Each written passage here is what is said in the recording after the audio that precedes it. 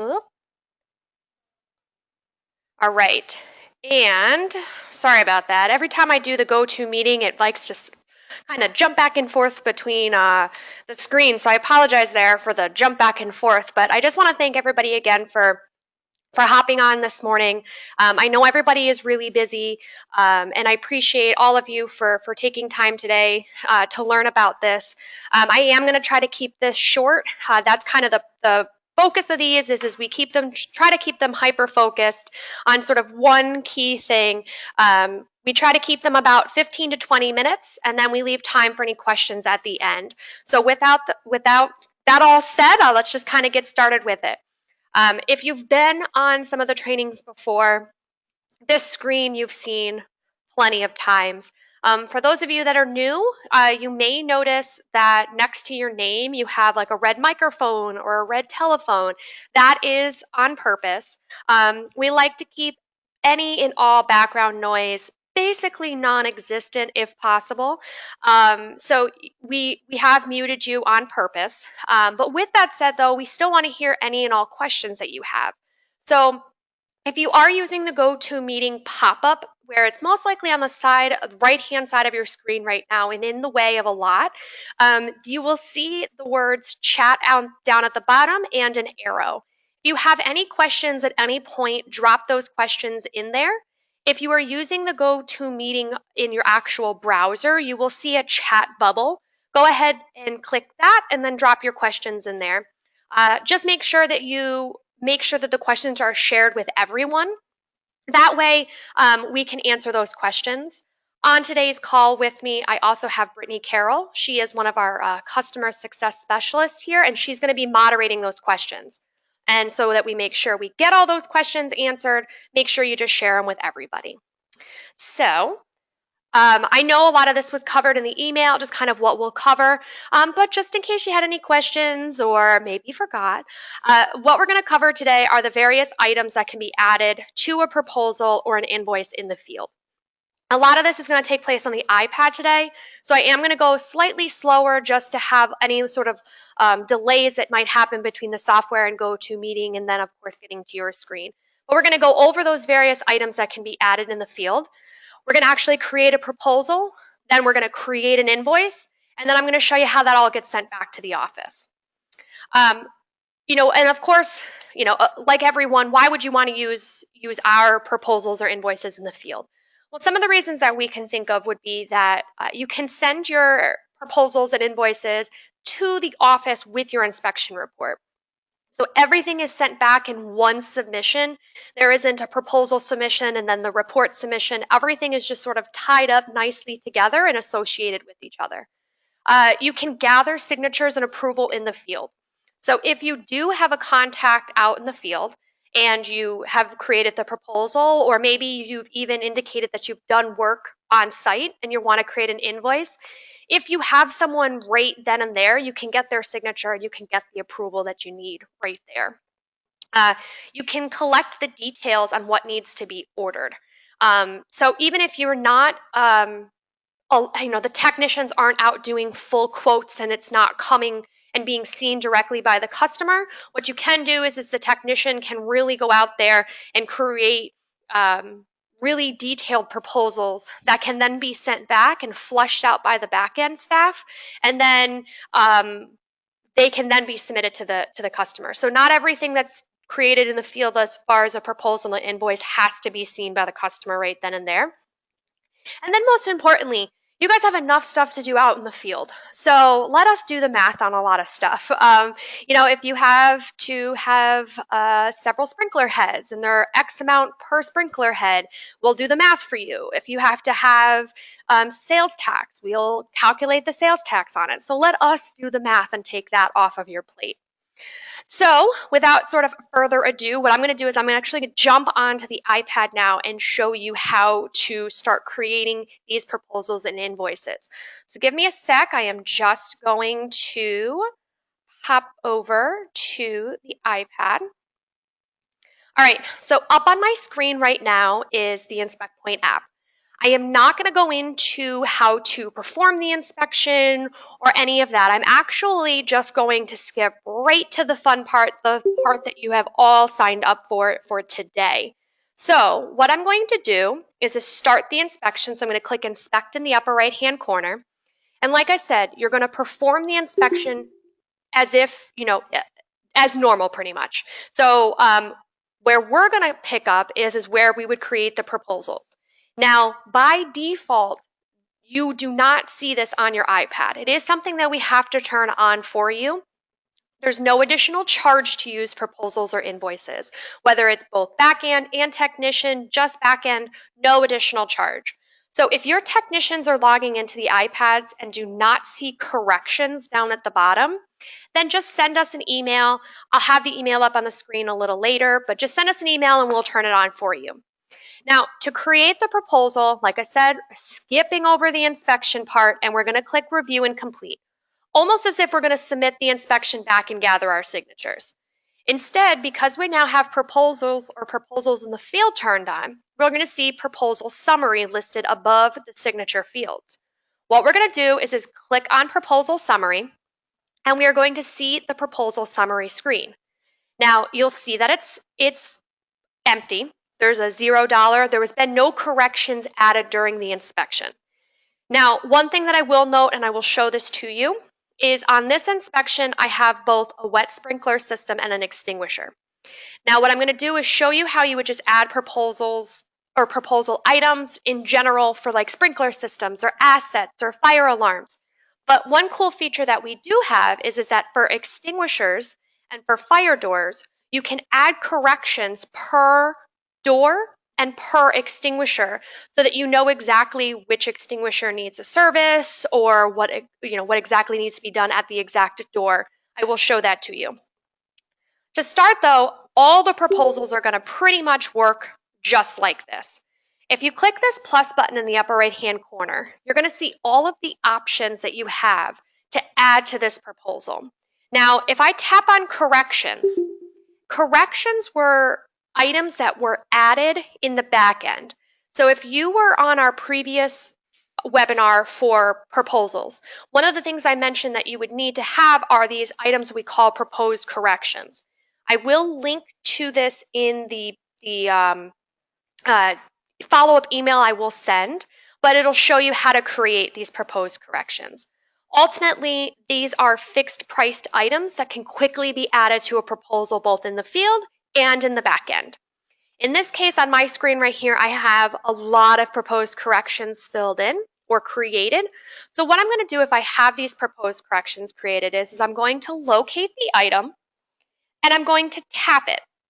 When I tap it, it's going to place a blue check mark next to it. That indicates that I have included it on the proposal.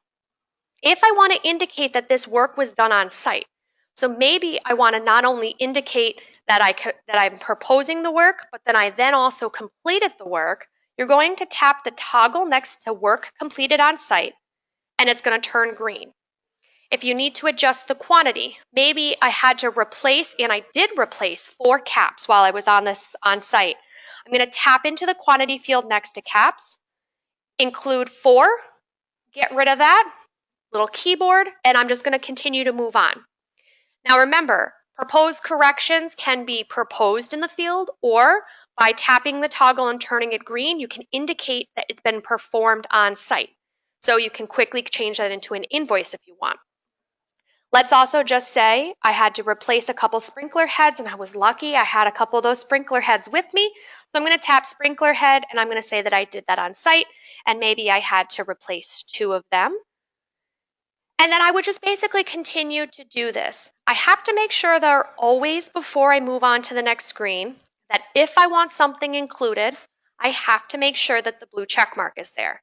If I want to indicate that it was done on site, I tap the toggle and I make sure that the toggle is green. When I am done adding all of my proposed corrections to the proposal, I'm going to tap the button in the upper left corner, the arrow that says Proposal Summary, and it's going to bring me back to that proposal summary screen, now with the information that I've indicated on here. So I've indicated that I have 4 caps, that I have 2 sprinkler heads, but I might want to indicate a little bit more information on here. I also, if I tap this plus button, I can see that I can add a line item. So if I tap line items, these work just like they would in the back end, where you can do an open-ended description of whatever you wanted to say. So some people will put in here like service time. It's basically a free-form field, so you can use line items however you want. Just like in the back end, they work just like they do on the iPad. So in here, I'm going to add a description. Maybe this is just service hour, or can't think of anything fun, so I'm just going to write service price right now. And then maybe we were there for 2 hours to do this. The hourly rate for that is $100. And because I've done all this on site, I want to indicate that by tapping the toggle. Now, line items work a little bit different, where I'm not going to tap them and see a blue checkbox next to them.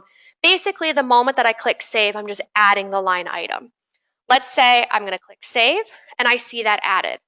Now, let's say I hate the way that service price, or I don't like the way that I've written that. What I can always do is come over, swipe left, and click delete, and it will be removed.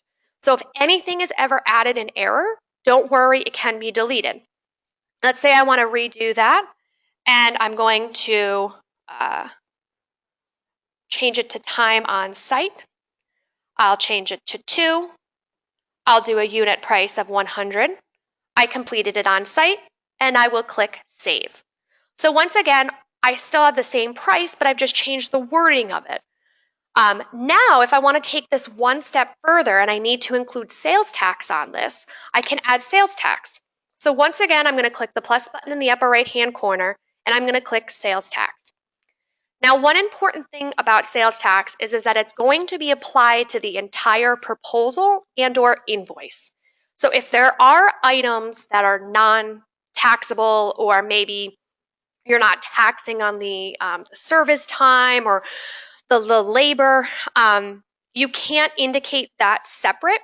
We do basically, like I said, sales tax for the entire proposal or invoice. So in this case, I'm just going to do 8.25 and click save. Now, when I click save, it's going to bring me back out to the proposal summary screen. I don't have to tap the back arrow to bring me out. And then you'll notice right down towards underneath this subtotal, you'll see that it indicates the sales tax, what I have indicated it is, and it's adjusted the price accordingly. Now, if I'm ready and I'm good with this proposal, what I want to do is if I have a client there or a customer with me, I'm going to click client signature. Now, the box that's going to pop up on the screen right here, this is also configurable just like your signature screen is on your actual inspections. So if you want your proposal and invoice signature to be different, or you have very specific wording that you want, let us know and we can quickly add that. And every time you're creating these out in the field, your customers are signing on what you want them to sign off on. Just like if they're signing off on the inspection, they will sign with their finger and then type their name in. And then they will click done. And then what you'll do is you'll go right back out and submit it back with the inspection. So you would just proceed in sending the inspection back the same exact way. Now, let's just say that we wanted to make this an invoice.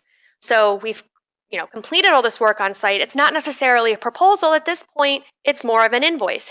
Hey, I've done this work. Here's what it's going to be. All I have to do that, and you probably have noticed this and have been wondering if I'm going to talk about it or not, but you'll see generate invoice and then a toggle next to it. If you were thinking that that's what you have to hit, you were right. So what you want to do is hit that toggle, turn it green, and you have just created and converted this from a proposal into an invoice. So now when it is sent back to the office, it's going to bypass the proposals section and it's going to go right to the invoice. And then what you can do is just generate that into a proposal. Basically click generate. A nice email is going to pop up and you can send this directly to your customer as an invoice instead of a proposal. So whether this is checked or not checked depends if when it's sent back to the office, it's placed in a proposal tab or in the invoice tab.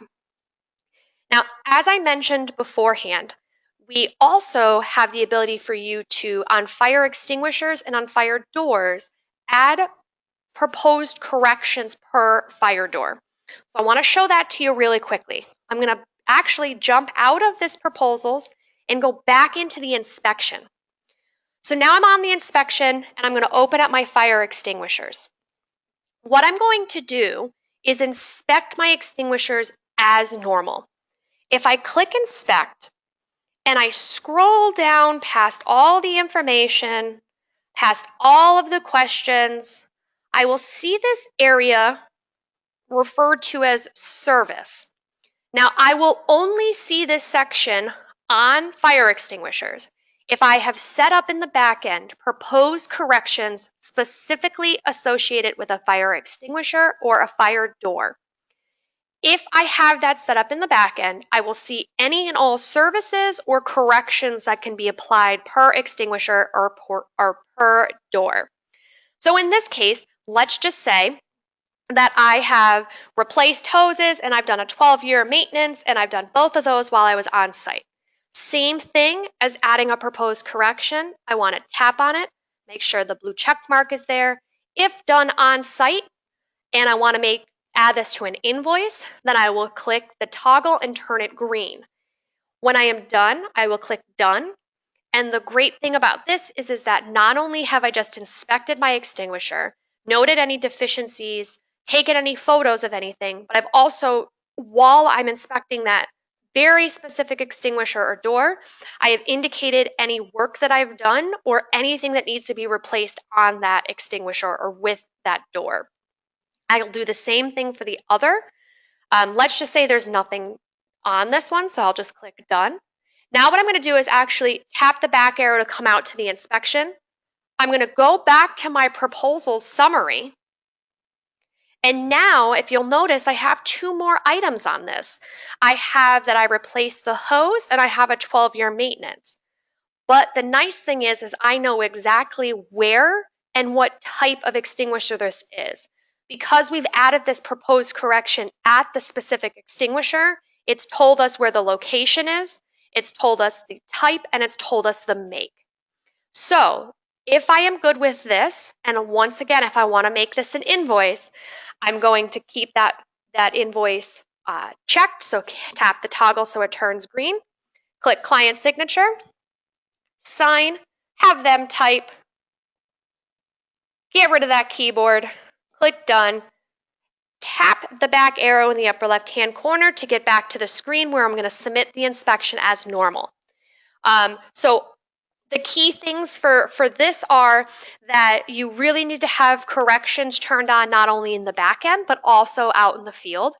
And then you'll have to see that proposal summary or corrections on there in order to be able to do this. You do not have to have corrections or proposed corrections set up. Your technicians can just work off of line items out there, although the proposed corrections are helpful because then they don't have to freeform type and they might not know the price of everything. They can just sort of collect those from the proposed corrections. So that was a very, very, very quick run through of proposals and invoices in the field. Some of the key takeaways, like I mentioned earlier, and kind of what you saw is that you have the ability to gather signatures and get approval in the field.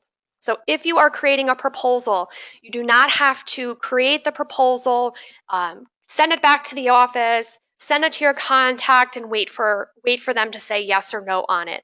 If you have the person you need to talk to right there in front of you, they can sign off on it. It is sent back to the office. When the proposal is generated, it will display the customer signature on there, indicating that they've accepted this proposal that was presented to them. One big thing is, and I did not mention this, is even though we help you create the invoices, we do not help collect payment. So that is a big thing out there. We currently do not integrate with anything like an online platform like a Stripe or anything like that would help you collect payment. We can help you display the information, but unfortunately there's no way to sort of integrate with the payment collection right now. Proposals can be, and this is helpful because not everybody wants what is created in the field to be the final price and what the customer sees. So you can use this proposal feature for internal use, or it can be customer facing. So it can be however you want. It doesn't automatically just get sent with the report. So there is time for back-end users to review it, make any adjustments to prices, and then send it off to the customer. So it can be however you really want to use it. This is a big thing too, is that the back-end users are notified when a proposal is sent back to the office or when an invoice is sent back. Because everything is sort of sent together on that inspection detail screen where you will generate the report, you'll see up at the top of the screen if the proposal has been attached or if an invoice has been attached. Right from that screen, you can click on it and we will bring you to the proposal and we will bring you to the invoice that was created. So you will never miss having a proposal or anything because it's all sent back together. And then most importantly, I think this one's great, is that there's no additional charge to have this feature turned on. So proposals and invoices is part of the base product of Inspect Point. So if you want this turned on and you don't have proposals, just let us know and we will turn it on for you, and there will be no additional charge to be using this feature. So that's all I have today. I know it was very fast. There is, like I said, this is being recorded. So if you want to go back in and listen to it again, you can. But while we've got a couple minutes left, let me just kind of jump on here and see if we have any questions. Let me see with Brittany. All right, let me unmute you, Brittany. All right, Brittany, can you hear me? Hi, I can hear you, Jennifer. Can you hear me? Yes. Do we have any questions? We don't have any questions that I can see, no. Okay. All right. Can anybody think of any questions while you still have us right now?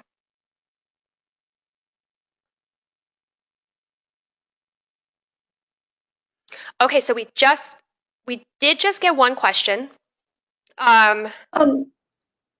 I think it was right after it, Brittany, so you didn't miss it. Don't worry. So we've got a question from Chris. It says, how do we change pricing? Well, that's a really good question. So you can change pricing two different ways. You can, if you're out in the field and you're doing a line item, if the pricing is incorrect, then you can just delete it and you can adjust the pricing. If you are adjusting the prices of those items that are listed as proposed corrections, that takes place in the back end of it. So you would adjust those prices on the proposed corrections tab in the back end portion of Inspect Point. They can be edited and prices can be adjusted at any time.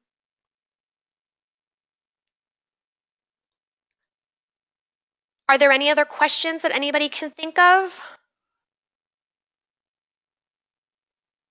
Oh, you're very welcome, Chris. Well, I know it's probably will take a little bit of time too. If you're interested in this and you just want to play around with this feature, I'm going to actually just jump back over into this. And so if you think of any other questions, maybe after you've reviewed this webinar or maybe after having a chance to sort of play around with it, just email support@inspectpoint.com with any questions.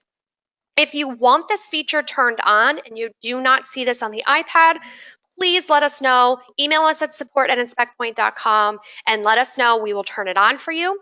And then as always, if you guys have any questions, maybe you're out in the field, maybe you're working in the back end and you're just sort of stuck on this, you can always call us. So you can always call us at the number listed on the screen and or email us. But once again, I just want to thank everybody for taking time out of their very busy day to join us for this webinar. It will be recorded. I will be sending some helpful links that I think will complement this sort of setup. And if you have any questions, please do not hesitate to contact us. So thank you and have a great rest of the day.